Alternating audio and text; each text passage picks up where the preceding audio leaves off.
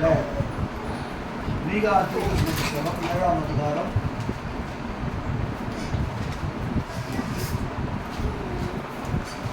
15ஆம் வசனத்தை நம்ம வாசிப்போம். நீ எகிப்து தேசத்திலிருந்து புறப்பட்ட நாளில் நடந்தது போலவே உன்னை அதிசயங்களை காண பண்ணுவேன்.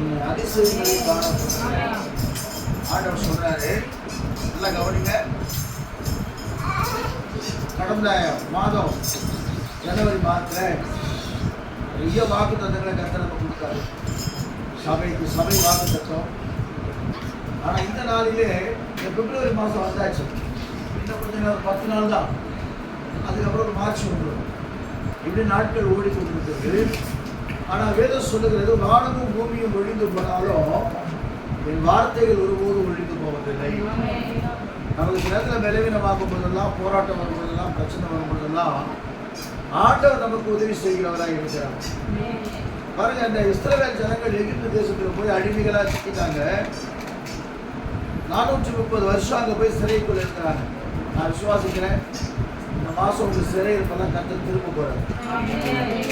சொல்லுவோமா? விசுவாசம் உங்களை சிறைக்குள்ளாக வைத்திருக்கலாம். குடும்பத்தில் சிறைக்குள்ள நீங்க இருக்கலாம். பிள்ளைகள் மத்தியில் சிறைக்குள்ளாக இருக்கலாம். கணவன் மத்தியில் சிறைக்குள்ளாக இருக்கலாம்.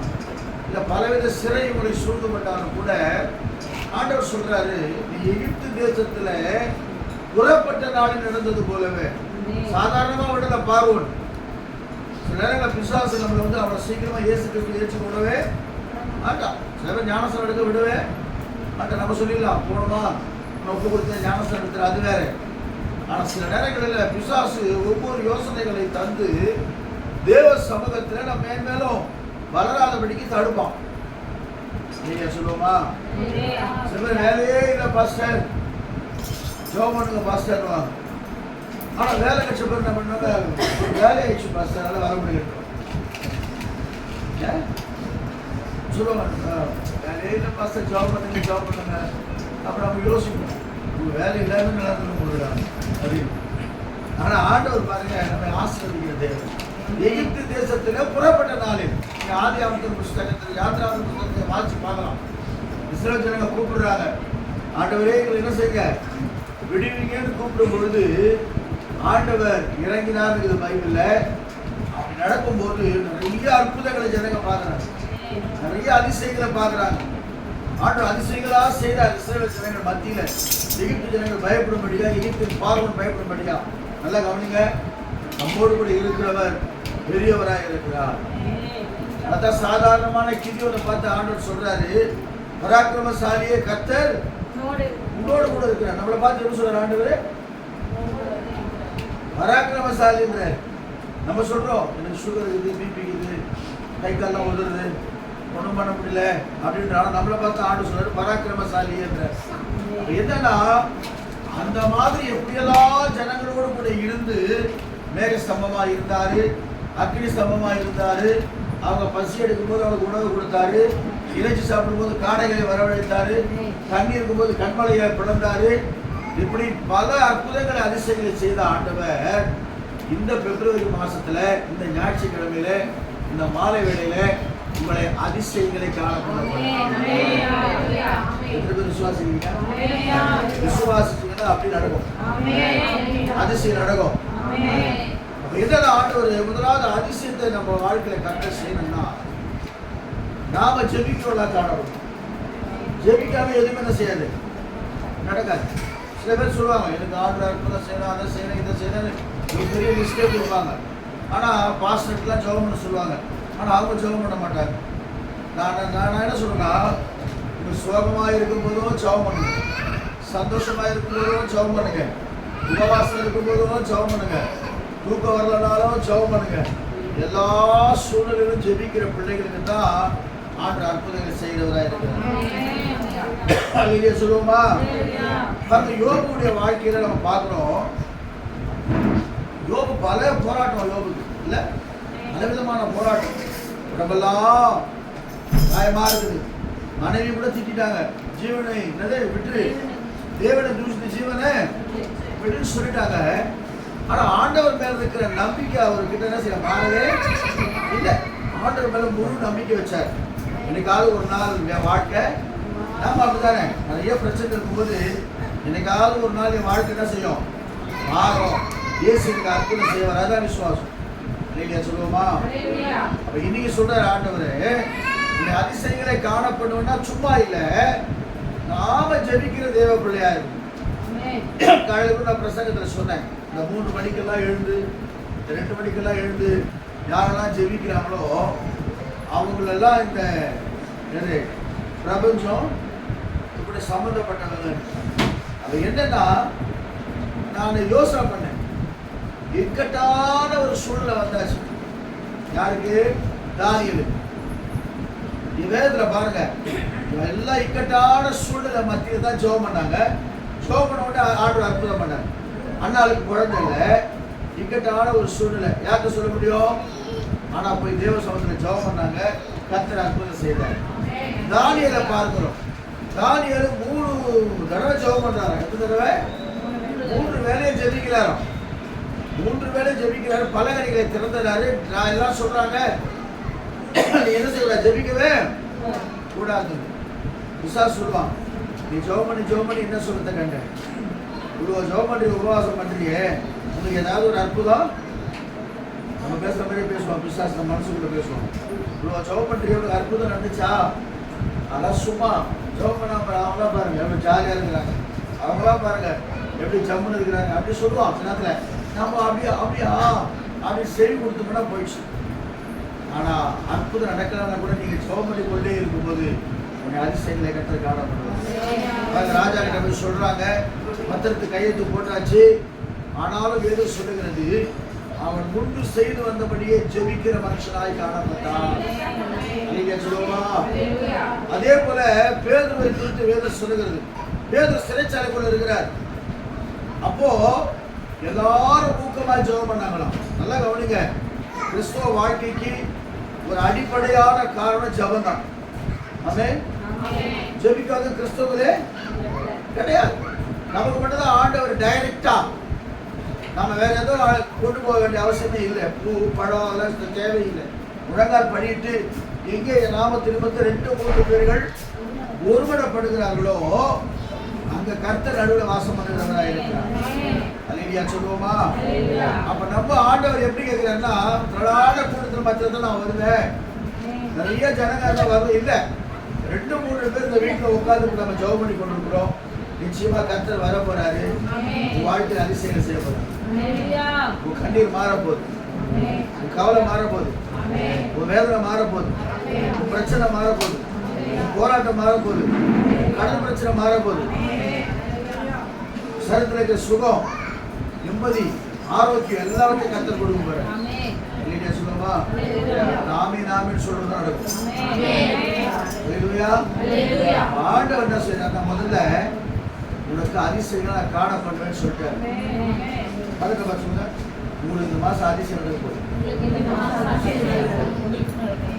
அதிசயம் என்ன? உலகத்துல 7 அதிசயம் தெரியுமா? இப்ப 8 ஆகிப்போச்சு. உலகத்துல ஏதாவது ஒரு 2 சொல்லுங்க. தாஜ்மஹால், அப்புறம் பைசா கோபுரம், பைசா நகரத்து சாய் கோபுரம், அப்புறம் சீன பெருஞ்சுவர் 3 வந்துச்சு. அப்புறம் அது அதிசயமா? ரைட் 4. அப்புறம் இப்படி சொல்றதுக்கு யோசிக்கிறோம். ஆனா ஆண்டவர் செய்யற அதிசயம் அப்படி இல்லை. சிங்கத்தின் நடுவில் போட்டா கூட அங்கிருந்து ஒன்று சூப்பரா தூக்கிடுவோம். எரியில நெருப்புல ஒண்ணு போட்டா கூட அங்கேயும் உள்ள வந்து உன்னை உலக வெளியே கொண்டு வந்துடுவாரு. அதுதான் நம்முடைய ஆண்டவர். இதெல்லாம் வந்து மனுஷன் கட்டின அற்புதம். ஆனா ஆண்டவரே இறங்கி வந்து உனக்காக யுத்தம் பண்ண போறார். ஐயா சொல்லுமா? சொல்லலாம், எனக்கு யாருமே உதவி செய்ய முடியல ஆண்டவரே, எனக்கு யாரும் உதவி செய்யலையே, உங்களோட தனிமை நீ அழுது கொண்டிருக்கலாம். மாலையோட இயேசு சொல்றாரு, நான் அதிசயங்களை காணப்பட போறேன். இதுல ஜெபம் பண்ணுங்க, உட்காந்துனே ஜெபம் பண்ணலாம். சில நேரம் அப்படிதான் கூட மாதிரி ஜெபம் பண்ணிக்கிட்டே இருந்தேன், கரைச்சல் இருந்தது, உட்காந்துனே ஸ்தோத்திரம் பண்ணிக்கிட்டே இருந்தேன். அப்படியே படுத்த எப்படி தூக்கிட்டு வந்துடுறேன். காரணம்னா அந்த சில்னஸ். நம்ம உட்காந்து முட்டி போட்டா ஜெபம் பண்ணணும், நெடு முழங்கால் ஜெபம் பண்ணணும். நம்மள மாதிரி குண்டா விட முடியாது, ரொம்ப நேரம் போட முடியாது. ஆனால் அந்த மாதிரி சம்பளங்கள் போட்டு அழகாக உட்காந்து ஸ்தோத்திரம் பண்ணிக்கிட்டே இருங்க. ஜெபிக்க ஜெபிக்க ஜெபிக்க ஜெபிக்க இந்த மாதம் முடிவதற்குள்ளாக உனக்கு அதிசயம் நடக்கும். ஐயா சொல்லுவோமா? எல்லா சூழலும் சில பேர் காசு இருந்தால் தானே செய்வாங்க, ஜெபம் பண்ணுவாங்க, சந்தோஷம் இருக்கும். பாக்கெட்டில் ஃபுல்லாக காசு இருக்குது, சந்தோஷம் பொங்குது. அப்படி இல்லை. சில பேர் என்ன பண்ணுவாங்க, துக்கமாக இருந்தால் தான் ஜெபம் பண்ணுவாங்க. அப்படியெல்லாம் இல்லை. எல்லா சூழ்நிலையிலும் நீங்கள் பாருங்கள், வேதத்தில் யாக்கோபு ஜெபித்தா, அன்னாள் ஜெபித்தா, மோசே ஜெபித்தா, இயேசு கிறிஸ்து ஜெபித்தாரு. அப்புறம் யாரு? எஸ்தர் ராஜன் ஜெபித்தா. ஜெபித்த யாரும் ஆண்டு கைவிட்டாரா? ஜெபித்த யாராவது கைவிட்டாரா? ஆண்டவரே ஜெபிச்ச ஒருத்தரை கூட கைவிடல. அதுவும் எப்படி? இக்கட்டான சூழ்நிலை அவன் ஜெபம் பண்ணாங்க. நமக்கு சோதனை வரும்போது தான் ஜெபம் பண்ண மாட்டோம். ஆண்டவர் சொல்ல, சோதனைக்கு உட்படாதபடிக்கு நீங்கள் விழித்திருந்து ஜெபம் பண்ணுங்கன்ற ஆண்டவர். அப்ப என்னன்னா அவர் சொல்றாரு, உன்னை அதிசயங்களை காணப்படுவேன். குடும்பத்தில் என்ன அதிசயம் நடக்குது? ஆண்டவர் பெரிய காரியத்தை செய்ய போறாரு. ஆராய்ந்து முடியாத பெரிய காரியங்களையும் முடியாத அதிசயங்களை செய்ய போறாரு. இல்லையா சொல்லுவோமா? அவர் தான் சொல்றாரு, நீ ஜெபிக்கும் போது உனக்கு அதிசயம் செய்வார். ரெண்டாவது, கீழ்ப்படிஞ்சாதான், கீழ்ப்படிஞ்ச ஆசீர்வாதம் வரும், அது வேற. ஆனா அதிசயம் நடக்கும். இப்ப நான் சொல்றேன் வச்சுங்க, ஒரு வசனத்தை சொல்றேன் வச்சுங்க, உங்களுக்கு என்ன பார்த்து தெரியுமான்னா வசனம் இருக்குது. அதாவது 2 ராஜாக்கள் புஸ்தகத்துல நாகமான் சொல்லக்கூடிய ஒரு பெரிய படைத்தலைவர், சீரிய படைத்தலைவர், அவனுக்கு குஷ்டரோகம் வந்துச்சு. குஷ்டரோகம்லாம் இப்போ அவ்வளோ இல்லை. அந்த நாட்களில் நாங்கள் பார்த்துருக்கோம். குஷ்டரோகம் கிட்டே யாருமே போக மாட்டாங்க. ஊரில் பார்ப்பாங்க, காசு கொடுத்துக்க அப்படின்னா செய்வாங்க, அப்படி போடுவாங்க, தொட்டா ஒட்டிக்கிற வியாதிவாங்க. பட் இப்போ மருத்துவத்துறையில் என்ன செஞ்சுட்டாங்க, நிறைய போயிடுச்சு. அந்த குஷ்டரோகம் பிடிச்ச சீரிய படைத்தளபதி குஷ்டரோகம் பிடிச்சவன அவன் ஊரில் நிற்கிறான். அப்போ ஒரு சாதாரண ஒரு சின்ன பெண், யாரு? ஒரு அடிமை பெண், இஸ்ரேலிருந்து போன ஒரு, நல்லா கவனிங்க, எல்லா சூழ்நிலையிலும் இயேசுவை அறிவிக்கிற தேவ பிள்ளையா நீங்க இருக்கணும். சொல்றேன்ல சிஸ்டர், ஒரு வாரமா எனக்கு ஜுரம் நல்லாவே இல்லை, சொல்லும்போது அப்படிதான் சொல்லுவானுங்க. நீ அந்த டாக்டர் போய் பார்த்தேன், இந்த மூணு ஒரு டாக்டர் வந்து போய் பாரு, சூப்பரா ஒரே ஊசி நல்லா ஆயிடும். எப்பவாது ஏசப்பா நோக்கி ஜெபம் பண்ணு, கர்த்தரும் சோகம் கொடுக்குற மாதிரி வருமா? ரொம்ப வராதா? வரணும், வரணும். என்ன பண்ணா? முதலாவது ஜெபம் பண்ணுங்க. முதலாவது தேவனுடைய ராஜ்யத்தோட நீதியை தேடுங்கள், மற்றதெல்லாம் கூட கொடுக்கப்படும். அப்படின்னா என்னன்னா, முதல்ல நீ செய்ய வேண்டிய கடவுளை தெரியுங்களா? காலையில் எழுந்த உடனே நல்லா வலிக்கிட்டு ஒரு நாளைக்கு சாப்பிட்றத விட முதல்ல உட்காந்து என்ன குழம்பு ஃபஸ்ட்டு, என்ன சட்னி, என்ன இருக்குது அப்படி சாப்பிட்றத விட எழுந்து என்ன பண்ண, காலையில் எழுந்து எல்லாம் முடிச்சுட்டு 1 மணி நேரம் தேவை சொல்லுங்க. ஏசப்பா இந்த நாளை நீங்கள் கொடுத்துருக்காங்க, நன்றி. நான் புறப்பட்டு போப்பாரு, என் கூடவே வாங்க, என் கூட தூதர்களை அனுப்புங்க, அற்புதங்களை செய்யுங்க. எனக்கு பிசாசு வச்சுக்கிற கண்ணி நான் சிக்கிக்கொள்ளக்கூடாது, என் தடையெல்லாம் உடைங்க, எனக்கு அற்புதம் செய்யுங்கன்னு சொல்லி ஜெபம் பண்ணி ஆரம்பிச்சு பாருங்களேன். ஆண்டவர் அன்னைக்கு கூடவே பாதுகாக்கிறவராக இருக்கிறார். சொல்லுவோமா? ஆண்டவர் பாருங்க. ரெண்டாவது அவன் என்ன சொல்லிட்டு, அந்த பொண்ணு சொல்றாங்க, சின்ன பொண்ணு தான் சொல்லுங்க, சிறிய பெண்ணு என்ன? சீரியா ராஜாவின் படைத்தலைவனாகிய நாகமான் என்பவன் தன் ஆண்டவரிடத்தில் பெரிய மனுஷன் எண்ணிக்கையுள்ளவனுமாய் இருந்தான். அவனை கொண்டு கர்த்தர் சீரியாவுக்கு ரட்சிப்பை கட்டளையிட்டார். மகாபராக்கிரமசாலியாக இருக்கிற அவனுக்கு குஷ்டரோகம் அதை தீர்க்க முடியல. அல்லையா சொல்லுமா? நல்லா கவனிங்க. இயேசு கிறிஸ்துவால கூடாத காரியம் ஒன்றுமே, அது நோயா இருந்தாலும் சரி, பேயா இருந்தாலும் சரி, அது இங்கிலீஷ் சூழ்நிலைமா இருந்தாலும் சரி, அந்த மந்திரமா இருந்தாலும் சரி. ஏன்னா வசனங்கள் பார்த்தீங்களா, 38 வருஷமாய் ஒரு மனுஷன் படுத்திருந்தான். எத்தனை வருஷம்? அவன் நம்பிக்கை போயிட்டு 38 வருஷம் ஆகி போச்சு. என்ன பண்ண போறேன்? அப்பதான் இயேசு அவன் சுகமாக்குறேன். ஒரு அம்மா சர்ச்சிலே இருந்துச்சு 18 வருஷமா. எத்தனை வருஷம்? 18 வருஷமும் அப்படியே முடிஞ்சுதான் முடிஞ்சுட்டான், நிமிந்தே பார்க்க முடியாது, அந்த அளவுக்கு மூடி அவனை சுகமாக்குறான். இன்னொரு யாரு 12 வருஷம் இன்னைக்கு தான் வந்துச்சு, நாளைக்கு சுகம் இல்லை. 12 வருஷமா நம்பிக்கை இல்லை அந்த அம்மா. ஆனா ஒரு விசுவாசம் வந்துச்சு, நான் போய் இயேசு போய் ஒட்டா சுகமாயிடுவேன். சொல்லுவோமா? அப்போ அற்புதத்துல ஆண்டவரால் செய்யக்கூடாத காரியங்கள் ஒண்ணுமே வந்திருக்க சேனல்ல பார்த்து நான் சொல்றேன், திரும்ப சொல்றேன். நீங்க என்ன செய்யுங்க, ஆண்டவர் வார்த்தையை கீழ்படிங்க. நான் சொல்ற வார்த்தை நானா சொல்ற வார்த்தை இல்லை, ஆவியார் சொல்றத சொல்றேன். அந்த பொண்ணு போய் சொல்றா, ராஜா அது ஐயா எங்க ஊர்ல ஒரு தீர்க்கதரிசி வந்திருக்கிறார். யாரு? ஒரு தீர்க்கதரிசி வந்திருக்கிறார், எலிசான்னு வந்திருக்கிறாரு. அவர்கிட்ட போனீங்கன்னா அவர் என்ன செஞ்சிருவாரு சொல்லுங்களேன். வார்த்தையை கவனிங்க, வாசிங்க அந்த வசனத்தை. நாச்சியாரை பார்த்து சமாரியாவில் இருக்கிற போவாரானால் ஆனா அவளுக்கு விசுவாசம் பாருங்க, அங்க போனா நீங்கிடுவாரு. என்ன ஆயிடுவாரு அப்படின்னா என்ன? அங்க போனா ஒரு சுகமாயிடும். எப்படி சுகமாவோ அப்படி சுகமாவதே கிடையாது. இவர் உடனே சொல்றாரு, அங்க போறாரு, நேரா போறாரு. நேரா போய் அவர்கிட்ட போய் கேட்கிறாரு. அவர் சொல்றாரு, நீ போய் யோர்தான்ல 7 தரம் முழு. யோர்தான்ல போய் போய் ஏறுதவ இவர் சொல்றாரு, எங்க ஊர்ல இல்லாத நதியா இல்லையா சொல்லுவோமா? அப்பதான் ஒருத்தர் சொல்றாரு, நல்லா பாருங்க, சில நேரத்துல சமயோச்சிதமா சொல்றாரு, எங்க அவர் பெரிய காரியம் ஒன்று சொல்லுவியே இதை தானே முழு சொல்றாரு. அதான் கீழ்படி. நான் சொல்ல பெரிய காரியம். நம்ம பணத்தை இயேசு கேட்கிறாரா, நகையை கேட்கிறாரா? எதுவுமே கேட்கல, நம்ம உள்ளத்தை மட்டும் தான் கேட்கல. இருதயத்தில் கொடுத்துருப்பா, நம்ம உள்ள வந்துருக்கு. நீங்க சொல்லுமா? 3:16 சொல்லுது, தேவன் தம்முடைய ஒரே பேரான குமாரனை விசுவாசிக்கிற எவனோ போகாமல் நித்திய ஜீவனை அடையபடிக்கு அவரை தந்துள்ளி இவ்வளவாய் உலகத்தில் அன்பு கொண்டார்.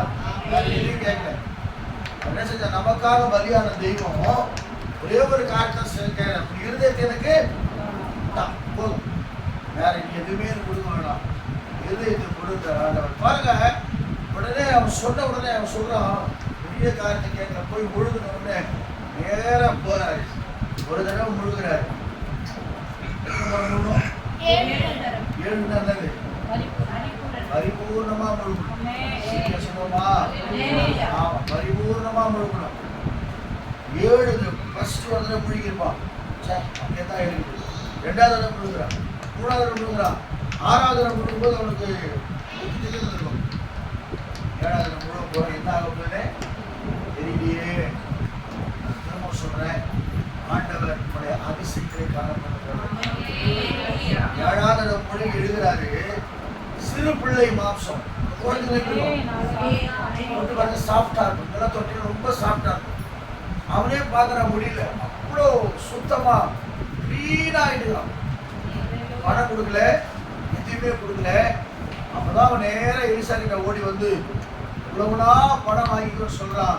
ஆனா எலிசா சொல்றான், எனக்கு பணம்லாம் வேண்டாம், இப்போ கிளம்பி போ அப்படின்னு சொல்றாரு. அதிலிருந்து அவர் ரட்சிக்கப்பட்டான்னு வாங்கிக்கிட்டார். சொல்லுவா, இன்னைக்கு ஆண்டவர் சொல்றாரு, முதலாவது நீ ஜெபிக்கிற தேவ பிள்ளையா இருந்தா அதிசயங்களை காணப்படுவார். நிச்சயமா சொல்றேன், தீர்க்கதரிசனமா சொல்றேன், இந்த மாசம் வாழ்க்கையில அதிசயம் நடக்கும். செயல்கள்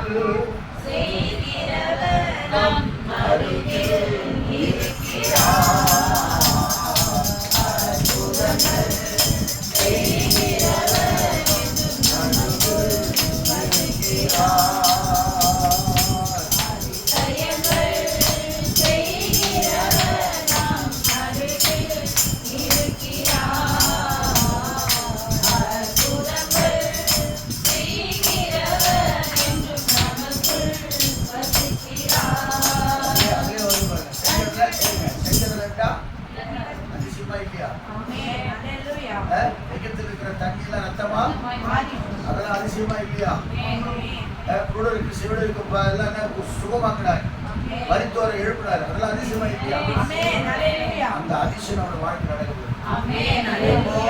கீழ்படி இயேசு கிறிஸ்து எப்பவுமே சரிங்க, விசுவாசன்றது என்ன தெரியுமா? விசுவாசம் சொல்லி கீழ்ப்படுது. சில பேர் இவர் சொல்லிட்டாங்க அதிசயம் நடக்க மாட்டாங்க, தெரியாது நடக்கும். நம்மளால எதுவும் வாழறப்போ நம்பிக்கையில் தான் வாழ்க்கை இருக்கு. நம்பிக்கை நிச்சயமா இன்னைக்கு நாளைக்கு என் கணவர் மாறிடுவார், நாளைக்கு என் பிள்ளைங்க மாறிடும். அது மாதிரி மாறி இருக்குது, ஜபத்துல மாறி இருக்கிறாங்க. அதான் நான் இன்னைக்கு சொல்ல வரேன். நம்ம கீழ்படுத்த மூணாவது வேற ஒன்றும் வேணாங்க. ரைசிங் சொன்னது அவரை புகழணும். உலகத்தில் இருக்கிற மனுஷனை நம்ம புகழணும். நல்லாவே இருக்க மாட்டோம். ஐயா உங்களை மாதிரி ஸ்டேஜ் யாரும் கிடையாது, ஒன்றும் ஸ்டேஜ் உங்களை மாதிரி ரசங்கமே பண்ண முடியாதுன்னு சொன்னா போதும் அப்படின்னு ஆயிடுவாங்க. அப்படிலாம் நீங்க விரும்புறாங்க. அதே மாதிரி ஒன்றுமே இருக்காது. கர்த்தருக்கு ஸ்தோத்திரம். அவங்களுக்கு நம்ம புகழணும். மனுஷனை புகழல, தேவனை புகழ்தான் துதி. இல்லையா சொல்லுமா? பாட்டு இல்லையா? கண்மணி போல் எங்களை காப்பவரே, அழுகு போல எங்களை சுமக்கிறவரே, நன்றியோடு நம்ம ஆண்டவரை துதிக்கும் போது உனக்கு அதிசயத்தை செய்வார்.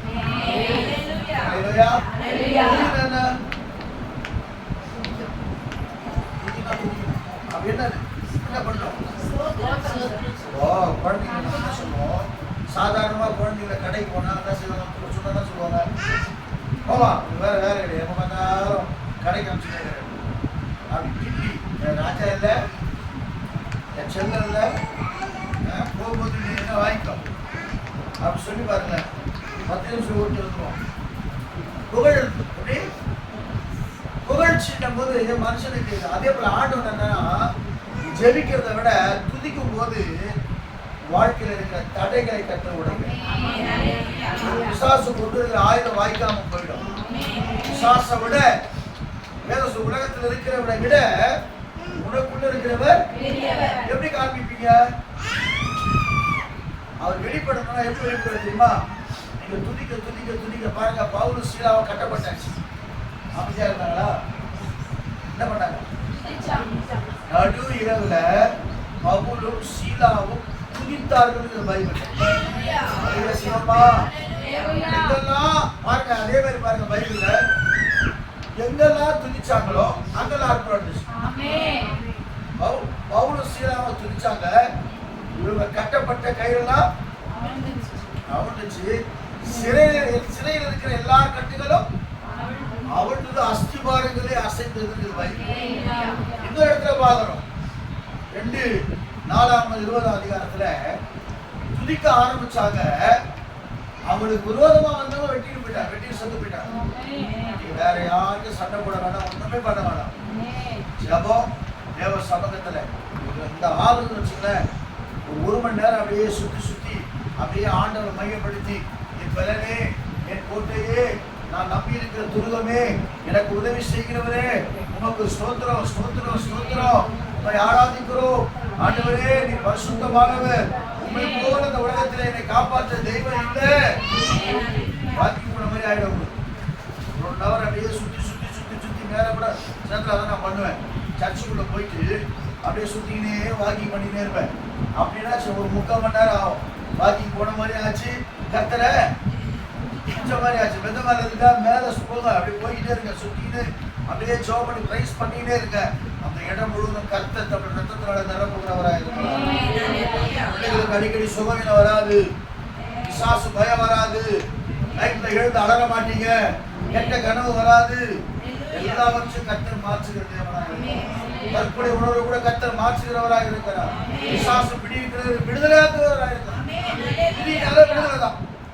விதினால நமக்கெல்லாம் பண்றது இல்லை. இதெல்லாம் ரொம்ப கஷ்டமாகும், ரொம்ப கஷ்டமாங்க.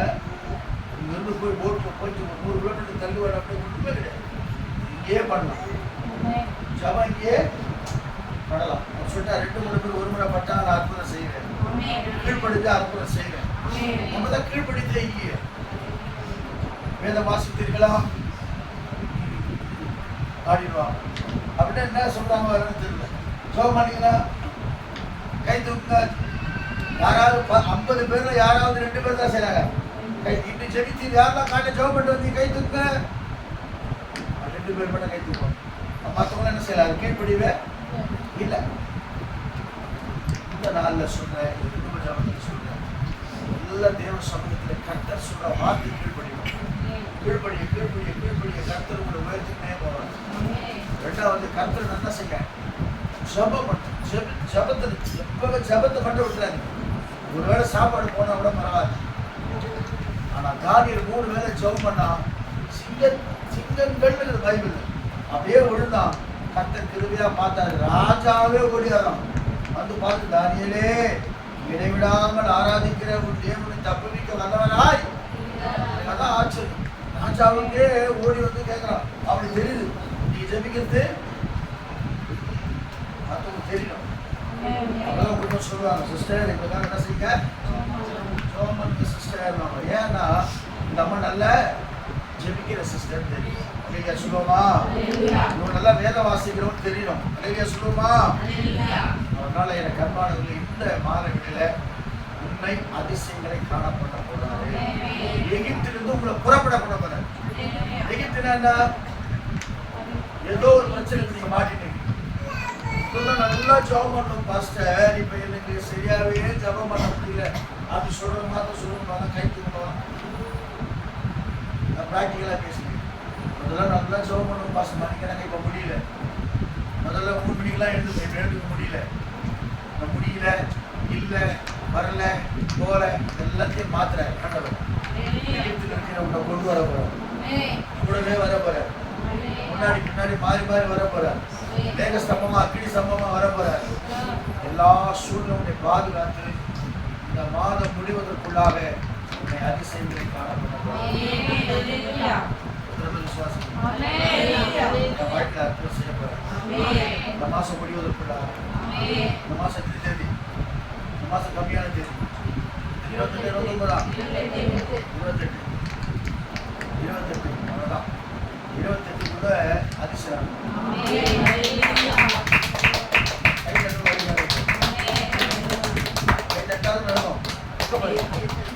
தேவ சமூகம் வைக்கவே வரக்கூடாது. வெளியே மூவ் பண்றானுங்க, ரோட்ல நம்ம ஆடுறானுங்க. நான் தேவ சமூகத்தில் இந்த நாள் அற்புதம் பண்ண போறேன். நாளை தேவன் தந்திருக்க நாம எல்லாம் கசடி எடுத்தால் சாத்தான் ஓடுவான். சாத்தான துரத்துனா நீ ஒன்றும் பண்ண வேணாம். சாத்தான்னு சொல்ல வேணாம். இயேசு நாமத்தை, இயேசு ரத்தத்தை சொல்லி துதிக்கும் போது அவனே ஓடுபடியா கத்த செய்வார். சொல்லுவோமா? சொல்லுவோமா? அல்லேலூயா சொல்லுவோமா? அதிசயங்கள்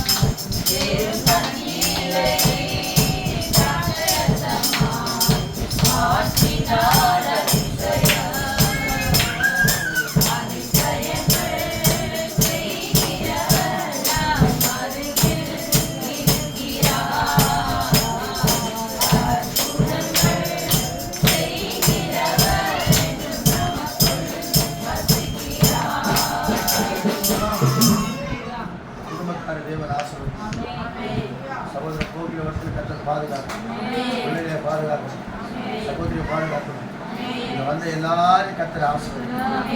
அற்புதத்தை செய்யணும். கத்தர் ஸ்தோத்திரம் பண்ணுவோமா?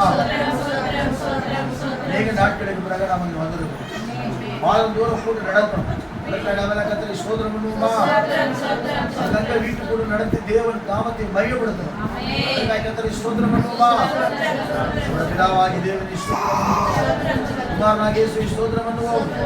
பரிசுத்தாவின் தேவனை ஸ்தோத்திரம் பண்ணுவோம். 3 பேர் சோம் பண்ண போறோம்.